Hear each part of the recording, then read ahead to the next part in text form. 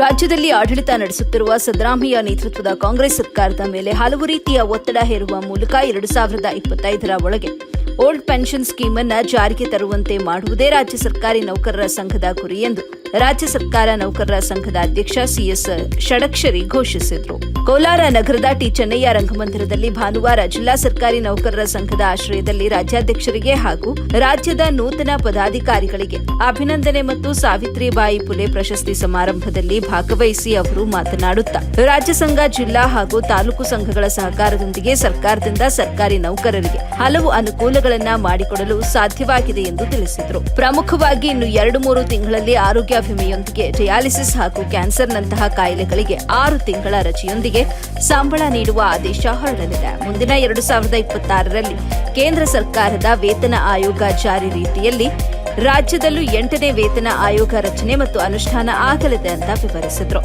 ನಿಮಗಳ ಸಹಕಾರ ಹಾಗೂ ಸಂಘಟನೆ ಮೂಲಕ ನಮ್ಮ ಎಲ್ಲಾ ಹಕ್ಕುಗಳನ್ನು ಹಾಗೂ ಸೌಲಭ್ಯಗಳನ್ನು ಪಡೆಯಲು ರಾಜ್ಯ ಸರ್ಕಾರ ನೌಕರರ ಸಂಘ ಶತಪ್ರಯತ್ನ ಮಾಡಲಾಗುವುದು ಅಂತ ತಿಳಿಸಿದರು. ಇದೇ ಸಂದರ್ಭದಲ್ಲಿ ರಾಜ್ಯಾಧ್ಯಕ್ಷರನ್ನು ಹಾಗೂ ರಾಜ್ಯದ ಪದಾಧಿಕಾರಿಗಳನ್ನ ಮತ್ತು 45 ಜನ ಉಪಾಧ್ಯಾಯಿನಿಯರನ್ನ ಸನ್ಮಾನಿಸಿ ಗೌರವಿಸಲಾಯಿತು. ವರದಿ ಪ್ರಕಾಶ್ ಮಾಮಿ, ಎಬಿ ನ್ಯೂಸ್ ಕನ್ನಡ, ಕೋಲಾರ. ಸಿಕ್ಕಾಪಟ್ಟೆ ಚಾಲೆಂಜಿಂಗ್ ಅಭಾವಿಯಾಗಿರ್ತದೆ. ಈ ಒಂದು ಕಾರ್ಯಕ್ರಮವನ್ನು ಅಚ್ಚುಕಟ್ಟಾಗಿ ನೆರವೇರಿಸಿಕೊಡ್ಬೇಕು ಅಂತ ತಮ್ಮಲ್ಲಿ ಮನವಿ ಮಾಡಿಕೊಡ್ತಾ ಇದ್ದೀವಿ. ಸಾಕಷ್ಟು ಬೇಕಾಗಿ ವಿನಂತಿ ಮಾಡ್ಕೊಡ್ತೇನೆ.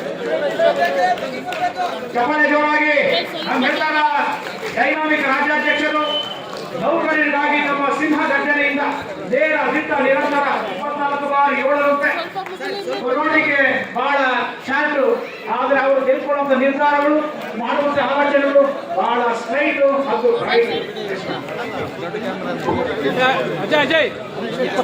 ನಮ್ಮಲ್ಲೂ ಕೂಡ ರಾಜಕಾರಣ ಇದ್ದಂಗೆ ಸಂಘಟನೆಯಲ್ಲಿ ಬದಲಾವಣೆ ಬಯಸ್ತಾ ಇರ್ತಾರೆ. ಸೊ ದಯಮಾಡಿ ಸ್ನೇಹಿತರೆ, ಒಂದು ಸಿಕ್ಕಂಥ ಅವಕಾಶ ನಮಗೆಲ್ಲ ಎಷ್ಟು ಗೌರವ ಇದೆ. ಇವತ್ತು ನಾನು ಅಲ್ಲಿಂದ ಬಂದೆ, ನಾನು ನಿರೀಕ್ಷೆ ಮಾಡಲಿಕ್ಕೆ ಸಾಧ್ಯ ಇಲ್ಲ. ಶ್ರೀನಿವಾಸಪುರದಲ್ಲಿ ಓದೇ ಕತೆ, ಇಡೀ ರಾಜ್ಯದಲ್ಲಿ ಓದೇ ಕತೆ, ಕೋಲಾರದಲ್ಲೂ ಕೂಡ ವಿಭಿನ್ನವಾಗಿಲ್ಲ. ಇನ್ನೂ ವಿಚಿತ್ರವಾಗಿ ಮಾಡ್ಲಿಕ್ಕೆ ಶುರು ಮಾಡಿದಾರಲ್ಲ. ಯಾಕೆ ನಮಗೆ ಅಷ್ಟೆಲ್ಲ ಗೌರವಗಳನ್ನು ಕೊಡಬೇಕು? ಅಷ್ಟೆಲ್ಲ ಓಪನ್ ಜಿಪ್ನಲ್ಲಿ ಯಾಕೆ ಕರ್ಕೊಂಬರ್ಬೇಕು? ನಾನು ಸರ್ಕ್ಯುಲರ್ ಮಾಡಿದ್ದೀನಿ, ಶಾಲು, ಹಾರ, ಮೈಸೂರು ಪೇಟ ಬೇಡ್ರಪ್ಪ ಅಂತ ಹೋದ ಸಲನೂ ಮಾಡಿದೆ, ಬಿಡಂಗಿಲ್ಲ.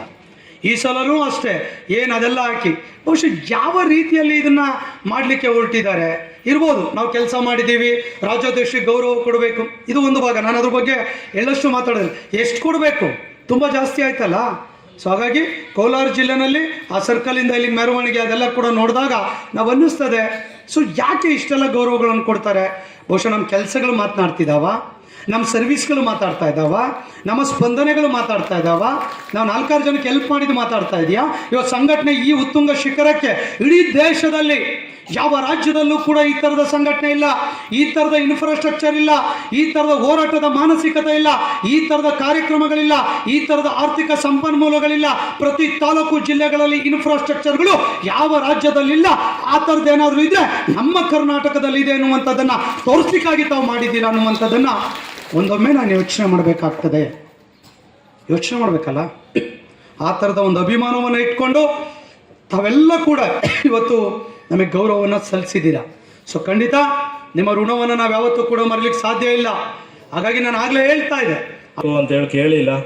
ಆದರೆ ನಮ್ಮ ಮಾನ್ಯ ರಾಜ್ಯಾಧ್ಯಕ್ಷರು ನೌಕರರ ಸಮಸ್ಯೆ ಏನು, ನೌಕರರು ಯಾವ ಥರ ನಾವು ಪ್ರೋತ್ಸಾಹ ಕೊಟ್ಟರೆ ಚೆನ್ನಾಗಿ ಕೆಲಸ ಮಾಡ್ತಾರೆ ಅನ್ನೋ ನಿಟ್ಟಿನಲ್ಲಿ ಯೋಚನೆ ಮಾಡಿ ಈ ಎಲ್ಲ ಆದೇಶಗಳನ್ನು ತಮ್ಮ ಒಂದು ಆಲೋಚನೆ ಮೇರೆಗೆ ಮಾಡಿಸಿರ್ತಾರೆ. ಇದರಲ್ಲಿ ನಾವು ಮುಖ್ಯವಾಗಿ ನೆನೆಸ್ಕೊಳ್ಬೇಕಾಗಿರತಕ್ಕಂಥ ಆದೇಶ ಅಂದರೆ ಡಯಾಲಿಸಿಸ್ ಚಿಕಿತ್ಸೆಗಾಗಿ ಮತ್ತು ಕ್ಯಾನ್ಸರ್ ಚಿಕಿತ್ಸೆಗಾಗಿ 6 ತಿಂಗಳ ವಿಶೇಷ ಸಾಂದರ್ಭಿಕ ರಜೆಯನ್ನು ಮಾಡಿಸಿರೋದು ಒಂದು ದೊಡ್ಡ ಆದೇಶ ಆಗಿರ್ತದೆ.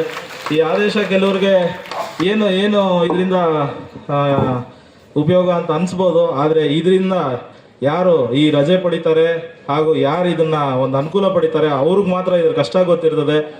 ಆದ್ದರಿಂದ ಈ ಆದೇಶ ಒಂದು ಮಹತ್ತರವಾದ ಆದೇಶ ಅಂತ ನಾನು ಹೇಳೋಕ್ಕೆ ಇಷ್ಟಪಡ್ತೀನಿ. ಮತ್ತು ನಮ್ಮ ಕರ್ನಾಟಕ ರಾಜ್ಯ ಸರ್ಕಾರ ನೌಕರರ ಸಂಘ ಬೃಹತ್ ಸಂಘ, ಒಂದು ದೊಡ್ಡ ಸಂಘ.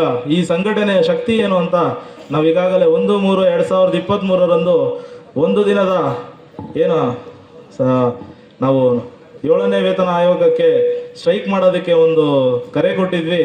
ಆವತ್ತೊಂದು ದಿನ ಅದಕ್ಕೆ ಸಂಬಂಧಪಟ್ಟ ಪೂರ್ವಭಾವಿ ಸಭೆಯನ್ನು ಕರೀತಾರೆ ನಮ್ಮ ಕರ್ನಾಟಕ ರಾಜ್ಯ ಸರ್ಕಾರ ನೌಕರರ ಭವನದಲ್ಲಿ.